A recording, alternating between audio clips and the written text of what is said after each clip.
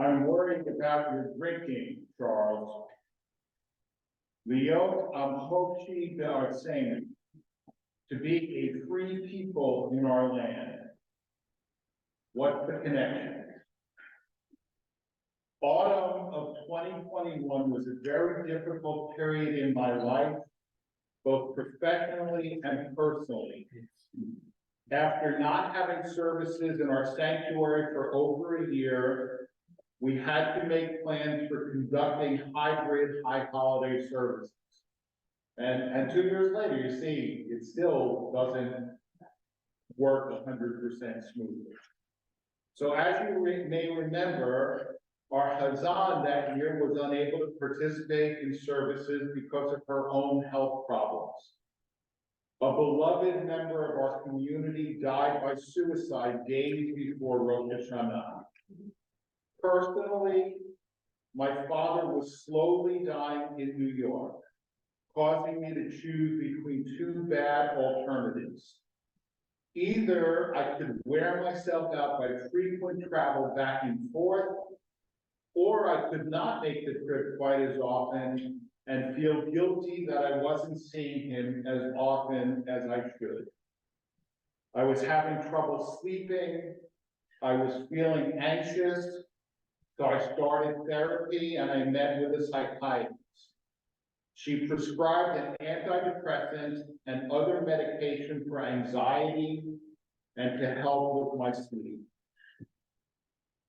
For many years, I've been a casual drinker and was known as a bourbon hobbyist.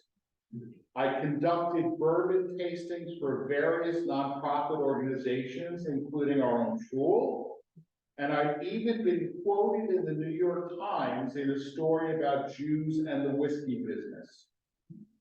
But in the fall of 2021, I began to drink both more frequently and more heavily. The night before my father's funeral, alone and depressed, I got extremely intoxicated and behaved in a stupid and harmful way, having repercussions that I continue to deal with nearly 2 years later.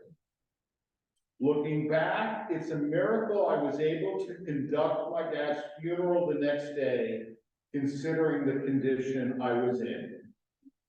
Not long after that, my wife Kelly said to me that she was worried about my drinking. I will always be grateful to her for phrasing it exactly that way. She didn't yell at me. She didn't say I was an alcoholic. She didn't demand that I stop drinking. She just told me that she was worried. And by phrasing it that way, I felt comfortable enough to be honest with both her and with myself and acknowledge that I was worried too. After discussing my concerns with my psychiatrist, she gave me a prescription for a medicine called naltrexone. Naltrexone is a medication that blocks the effects of alcohol in the brain. It works by binding to the same receptors that alcohol would normally attach to, thereby reducing the pleasurable or reinforcing effects. This helps in reducing cravings and dependence. I was fortunate to find that after a couple of months of naltrexone treatment, I had no desire for alcohol at all, and I've been alcohol-free for over a year. Why am I sharing this with you? It's not primarily to share my issues with alcohol. Rather, it is to share the blessing I received when Kelly shared her concerns with me in a way that I was open to hearing. Liot Amchoshi Be'artseinu, to be a free people in our land. In Leviticus 19:17, we are taught, "You shall surely rebuke your fellow and not bear sin because of him." This verse is a little confusing. The two parts of the verse seem to have little to do with one another. Rashi explains that the verse means we must rebuke another person who is doing wrong gently and discreetly, in a way that does not embarrass him or her. Only in this way can rebuke be effective, whereas embarrassing another person in public is itself a sin. Maimonides says we shouldn't say, I will not sin. And if someone else is sinning, that's between them and God. We have to do our best to prevent another person from doing wrong. Between Maimonides and Rashi, we find ourselves in a complicated situation where we have to make a judgment. If we can stop someone from sinning and don't even try to stop them, Maimonides says we too have sinned. But if we rebuke someone too harshly or too publicly, in a way that humiliates them, we have also sinned, at least according to Rashi. Now, late last month, 3 prominent Israeli writers with roots in North America, Mati Friedman, Danny Gordis, and Yossi Klein Halevi, who's the cousin of our own David Markowitz, wrote an impassioned essay in the Times of Israel called Diaspora Jews, Time to Take a Stand. They wrote, when someone you love is in danger, you draw closer.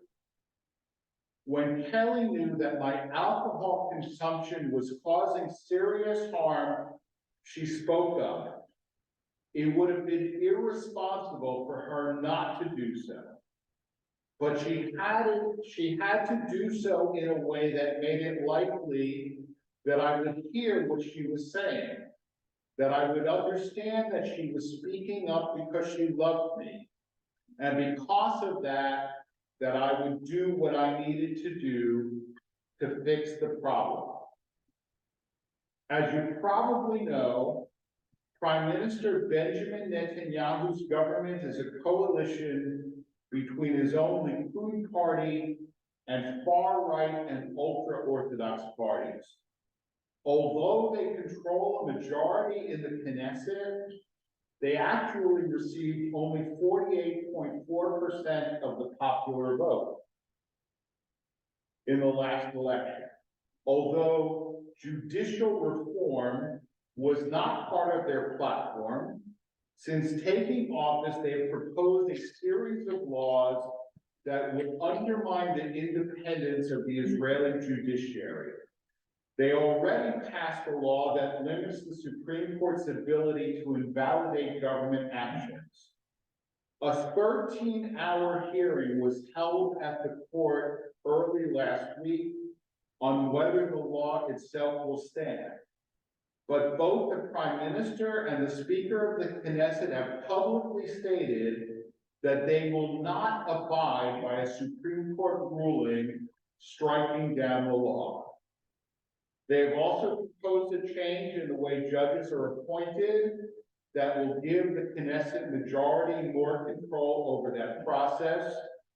And perhaps most worryingly, they have proposed a law that any decision of the Supreme Court can be overridden by a bare majority of the Knesset.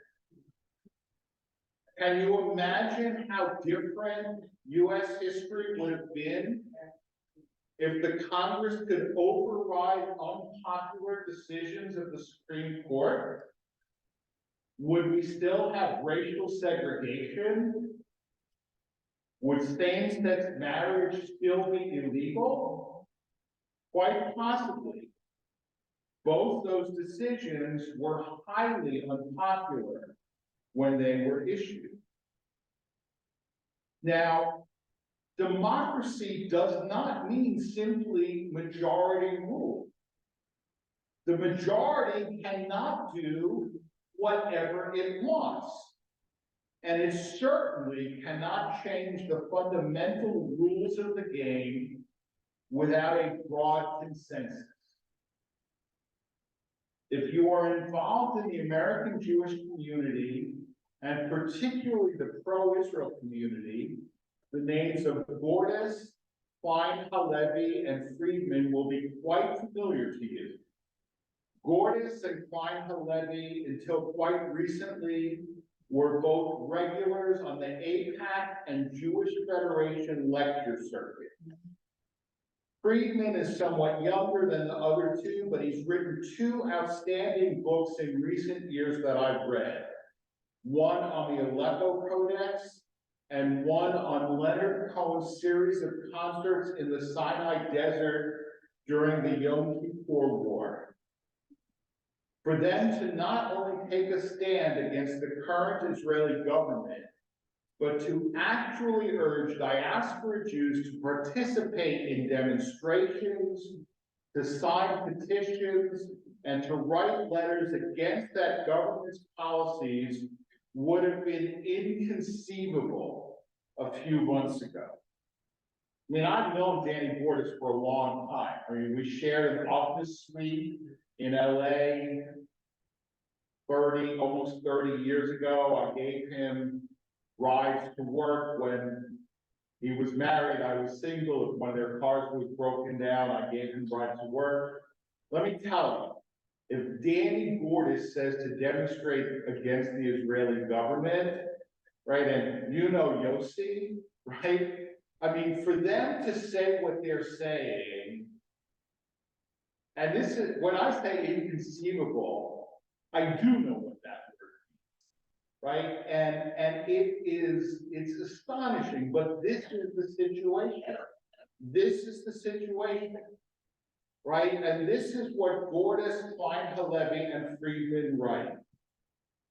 This political crisis is not just one more Israeli debate over policy, but a struggle over the fundamental identity of Israel as a Jewish and democratic state.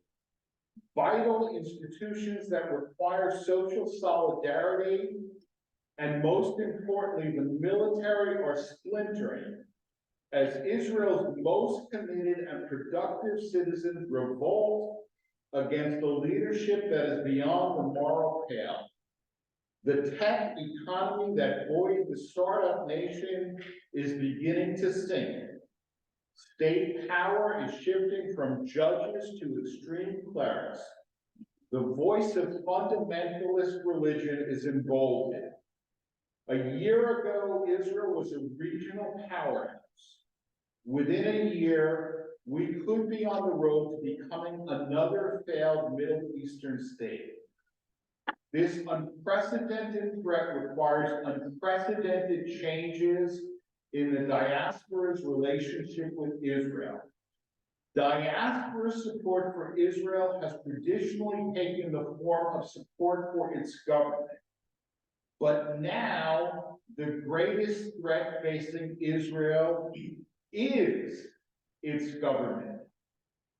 Jews in the diaspora can no longer support Israel without asking which Israel they are supporting. To treat Israel's present leadership as a normal government is to be complicit in the self-destruction of the Jewish state. Diaspora organizations and leaders who continue to meet politely with government ministers and pose for photographs with the Prime Minister are failing the Israel that diaspora communities help create. At this fraught moment, Jewish organizations conducting business as usual are placing themselves on the wrong side of history. Well, I agree with Gordis, Friedman, and Klein Halevi, and I've participated in 3 demonstrations for Israeli democracy in the last few months, the most recent this past Sunday. I also think it is important to participate only in actions that are phrased as for Israeli democracy and not against Israel. Every Saturday night for 36 weeks now, hundreds of thousands of Israelis have demonstrated to preserve their democracy under the slogan of L'hiyot am chofshi be'artzenu, to be a free people in our land. By no means are all the demonstrators leftists or secular Jews. Surveys indicate that a good chunk of Netanyahu's own voters and Orthodox Jews oppose the government's plans to curtail judicial independence. Both in Israel and throughout the world, demonstrators carry Israeli flags and end the demonstration by singing Hatikvah, Israel's national anthem. Frankly, progressives in this country could learn a thing or two from the protesters in Israel. The democracy protesters in Israel are asking for our support, and those of us who agree with them should provide that support. Now, I said I agree with Gordis, Klein, Halevi, and Friedman, but I don't assume that everyone hearing me today does so. And if you don't agree with me, let me tell you something. That's fine. That's great. If you know me, you know I believe in reading and hearing a diversity of views and thinking for oneself. But if you think I'm wrong, take the time to read up on what is going on in Israel today.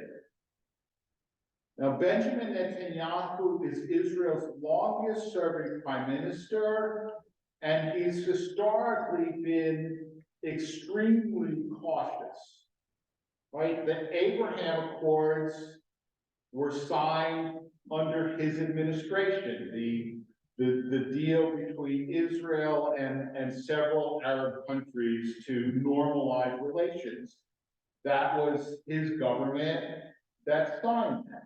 The Israeli startup nation boom is to a large extent because of policies that he put in place, first as finance minister and then as prime minister. But the Netanyahu of a few years ago is not the Netanyahu of today. People can change for the better. They can also change for the worse. And if only because his coalition is much more orthodox and much more right-wing than previous coalitions. If you love Israel, if you are concerned about Israel, if you worry about Israel, now is the time to find out what is going on, to speak up, to take action. We cannot just sit and watch when a country we love is engaged in a situation which may, God forbid, lead to its destruction. But we have to speak up out of love and try to do so in a way which will be heard and lead to positive change. Whether Netanyahu himself is willing to listen to the voice of the diaspora is open to question. But the Israeli public needs to know where we stand, and the pro-democracy forces need our support. And we must never lose the hope, hatikvah, that Israel can be the homeland that our grandparents dreamed of, to be a free people in our land. Shana Tova. May we all be blessed with a good year. Shana Tova, Yashikoa.